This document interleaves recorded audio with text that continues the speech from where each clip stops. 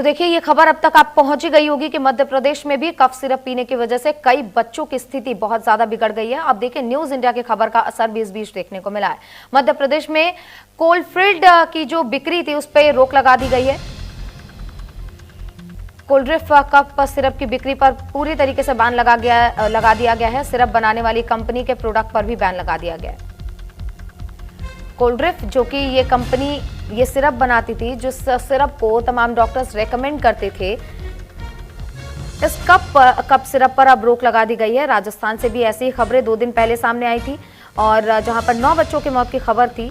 और अब ये मध्य प्रदेश की खबर देखिए, छिंदवाड़ा से कल तस्वीरें सामने आई जबकि कफ सिरप पीने की वजह से कई बच्चों की स्थिति बिगड़ गई है।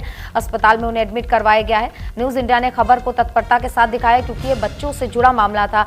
और देखिए घर का चिराग होते हैं छोटे छोटे बच्चे, अगर उन पर कोई आहत होता है, उन्हें कोई हानि होती है तो घर वालों की जो स्थिति है वो काफी बिगड़ जाती है। लेकिन कफ सिरप पीने की वजह से ये जो माता पिता अपने बच्चों को डॉक्टर के पास ले गए थे कि मेरा बच्चा, इसकी तबीयत खराब है, वो जल्दी से जल्दी दवाई लेकर स्वस्थ हो जाएगा, लेकिन उन्हें क्या पता था कि ये दवाई उनके बच्चे की जिंदगी छीन लेगी।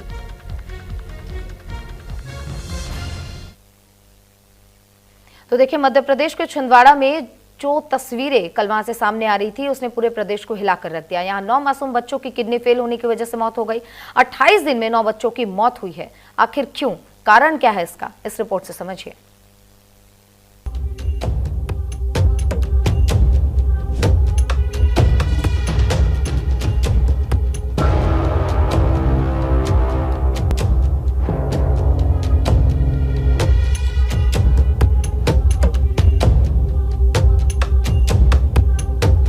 मध्य प्रदेश में खांसी का सिरप पीने से बच्चों की मौत। छिंदवाड़ा में किडनी फेल होने से 28 दिनों में 9 बच्चों की मौत। मध्य प्रदेश के छिंदवाड़ा से जो तस्वीर सामने आई है उसने पूरे प्रदेश का दिल दहला दिया। यहां 9 मासूम बच्चों के किडनी फेल होने से मौत हो गई। आरोप है कि उन्हें दिए गए कफ सिरप में वही केमिकल मिला था जो कारों की कूलेंट और एंटी फ्रिज में इस्तेमाल होता है। सभी बच्चों में एक जैसे लक्षण दिखाई देते हैं। पहले हल्का बुखार आता है और बाद में यूरिन पास होना बंद हो जाता है और बच्चों की किडनी फेल हो जाती है। बीमारी की वजह से गांव में इस वक्त डर का माहौल पसरा हुआ है। लोग मामूली बुखार आते ही नागपुर ले जा रहे हैं। सरकार और स्वास्थ्य विभाग हर बार की तरह जांच दल भेजकर जिम्मेदारी से बचने की कोशिश कर रहे हैं, लेकिन असली जिम्मेदार कौन लोग हैं? दवा कंपनी लापरवाह है। डॉक्टर सालों से इन सिरप को लिख रहे थे और सरकार के पास इतनी व्यवस्था भी नहीं थी कि बाजार में बिक रही दवाओं की गुणवत्ता की समय समय पर जांच होती। परासिया एसडीएम शुभम यादव ने कहा कि अब तक 9 बच्चों की मौत हो चुकी है। रिपोर्ट में किडनी फेल होने की बात कही गई है, लेकिन सटीक कारण अज्ञात है। जब जिला लेवल पे मीटिंग की गई तो उसमें एक ये पॉसिबल पॉइंट निकल के आया कि हो सकता है कि जो 2 सिरप हैं इसमें किसी प्रकार का कोई कंटेमिनेशन हुआ हो।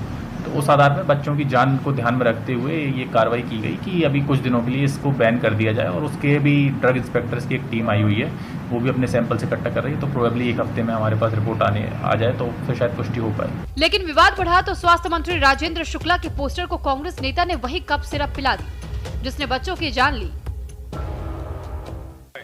आज हम ये कफ सिरप से आपको पिलाकर जगाना चाहते हैं कि आप जागे कफ सिरप पीकर और बताएं कि ये जो बच्चे लगातार जिस तरीके से खत्म हो रहे हैं और यमदूतों का केंद्र बन गया है मध्य प्रदेश के अस्पताल।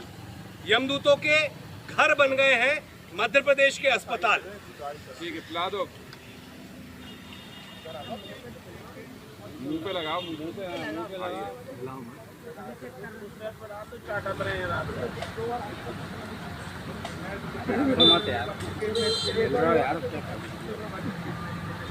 इधर छिंदवाड़ा में कफ सिरप पीने से 9 बच्चों की मौत के मामले में स्वास्थ्य मंत्री राजेंद्र शुक्ला का बयान सामने आया है।